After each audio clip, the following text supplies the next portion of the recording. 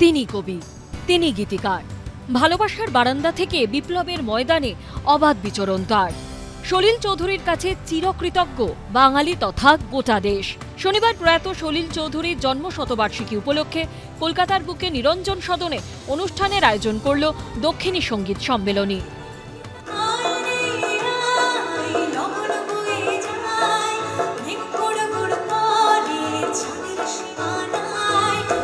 নাম দেওয়া হয় সলিল সমারোহ।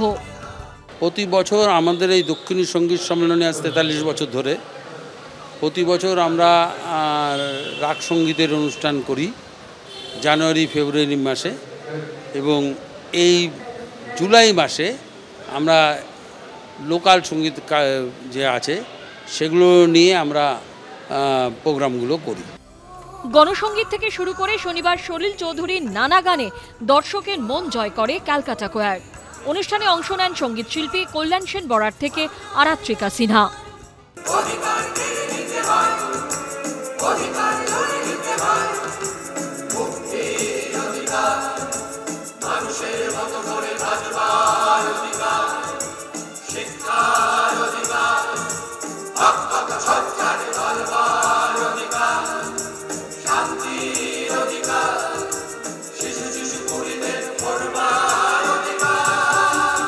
এবারে অনুষ্ঠান আমরা শতবার্ষিকী সলিল চৌধুরীর পার্টিকুলারলি এটার উপরেই আমরা ব্যাপারটাকে দাঁড় করিয়েছি।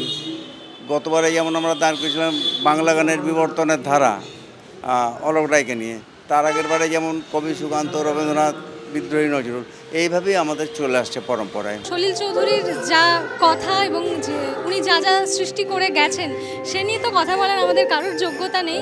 আমি আজকে ভীষণভাবে আপ্লুত এখানে এই এত বড় সুযোগটি পেয়ে সলিল চৌধুরী, শুধুমাত্র সলিল চৌধুরীকে সম্মাননা জানিয়ে এই অনুষ্ঠানে গান গাইতে পেরে।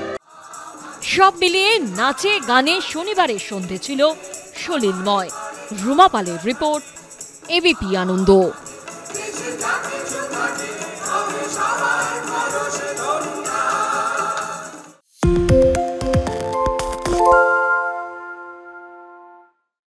সত্য অন্তহীন, সত্যের খোঁজও তাই, সত্য সন্ধানে তাই আমরা অক্লান্ত, অকুতভয়। এবিপি আনন্দ নতুন ভাবনার প্রতীক, যা মনে মুক্ত, তথ্যে যুক্ত এবং যাবতীয় সীমানার বাঁধন থেকে মুক্ত।